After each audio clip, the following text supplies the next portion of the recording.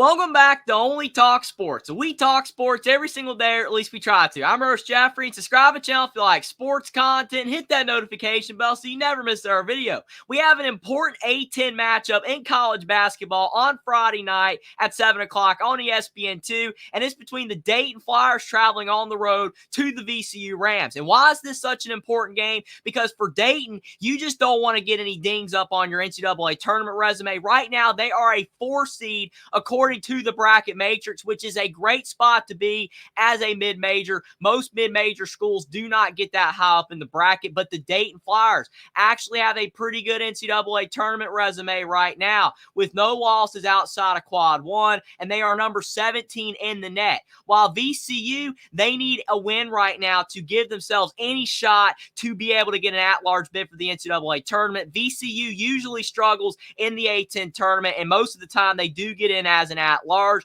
but right now VCU is at number 87 in the net, and they have no quad 1 win. So a win over Dayton would be their first. I'm going to preview and predict whether I believe that the Dayton Flyers can go on the road and knock off the VCU Rams and keep their NCAA tournament resume looking great, or whether I believe that VCU can be able to knock off the Dayton Flyers and get their biggest win of the season and keep their slim at-large chances for the NCAA tournament alive. A lot of people on paper probably believe that the Dayton Flyers would easily win this game because of how well that they're playing this season. Anthony Grant's squad has a legitimate NBA player in Daron Holmes. He's continued to come back. He's playing well, putting up career numbers. They've only suffered 1 loss in the A-10 this season at Richmond. You could blow that off and say, well, Dayton didn't have a great game that day. And in the non-conference, they got some quality wins as well. And the VCU Rams, they've struggled this season. They lost 5 out of conference games, and even in conference play, they lost a couple games that you could argue that they should have won, but not so fast, my friends, as Lee Corso would say, because the Dayton Flyers only have a 58% chance to win this game according to the computer metrics on the ESPN FPI predictor, and I think that is a fairly accurate assessment by the computer metrics because of the fact that, for one thing, VCU is Dayton's Achilles heel. If you look at the last 8 matchups between these two teams, VCU has won 6 of them, and in a lot of those games, Dayton was favored to win. And the Siegel Center is one of the toughest environments in college basketball for a mid-major. VCU's home environment does not get as much credit as it deserves, and Dayton has legitimately struggled against VCU, even though Dayton a lot of the times has been the better team in those matchups. And when you look at VCU, their Achilles heel is the St. Bonaventure Bonnies. And when you look at what VCU has done this season in conference play, their only 3 losses are to St. Bonaventure twice, and then they lost to George Washington. The George Washington loss was not good. I will agree with that, and that does not look good at all. But it's kind of tough to look at St. Bonaventure and say VCU, they should have won those games. VCU always struggles to St. Bonaventure, and they lose a lot of games to them. So it's not really surprising there. And then when you look at the fact VCU does have wins over Richmond, and they did beat Loyola Chicago, and they have a win over George Mason on the road. Those are some pretty solid wins because those teams are playing fairly well this season. And for Dayton, their only 3 losses are at Northwestern, Houston, and then they also lost to Richmond on the road, like I said as well. But that's the thing. They lost at Richmond, and this is a game that's at VCU. Plus, Dayton's good wins are over teams like St. John's, and they were also able to beat Cincinnati as well. And both of those teams were playing worse at the time. I'm not saying Dayton is not a good basketball team. They're very good, and they deserve the credit that they're getting this season, and they belong in the top 25. But if Dayton played St. John's and Cincinnati now, would they be able to win those games, or would they have looked as good as they did in those games? Who knows? And when you look at Dayton's roster, Daron Holmes is a fantastic basketball player, and he's playing very well this season, averaging 20 points per game and 8 rebounds, and he's shooting 40% from the three-point line. He's by far having his best season. He might go to the NBA draft after this year. I wouldn't blame him, but who knows? Maybe he'll come back for yet another season for Dayton.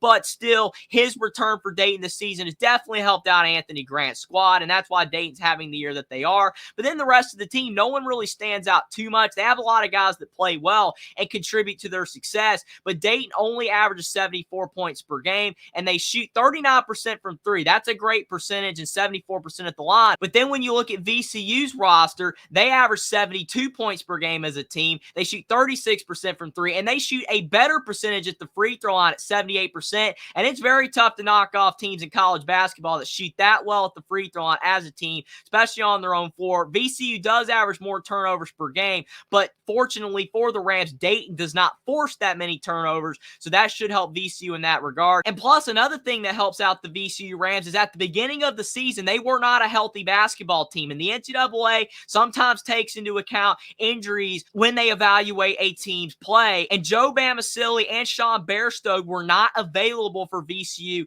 in games at the beginning of the season. They're both back and healthy now, and they're chipping in 12 points per game and 10 points per game. Zeb Jackson, the Michigan transfer, is playing well with 12 points per game, and Max Shulga is averaging 15 points per game, and Max Shulga is shooting 40% from the three-point line. And then VCU has a couple other guys that shoot over 40% from three as well. So VCU has a very solid and underrated roster that was hampered by injuries early, but they're healthy now, and because of it, VCU's playing much better basketball, and they've won 7 of their last 8 games, so they are hot coming in. With only that loss to St. Bonaventure dinging them up. But who do I think is going to win this game? Like I said, this is a very important game for both teams because Dayton needs this game to stay atop the A10 standings. They have a half-game lead over Richmond. They have a 2-game lead over VCU, and if they beat VCU, they will still be undefeated outside of Quad 1, and that will help them get a higher seed in the NCAA tournament if they continue to not slip up in the A10 and keep racking up wins. But VCU really needs this win as well because they don't have a Quad 1 win on their resume. Maybe they would have gotten one earlier in the season if they didn't have those injuries, but they're playing much better basketball now, and VCU and Dayton are probably playing the best basketball of any other team in the A10 right now. The Siegel Center is a tough environment, and when you look at both teams' stats, Dayton wasn't that much more impressive than VCU.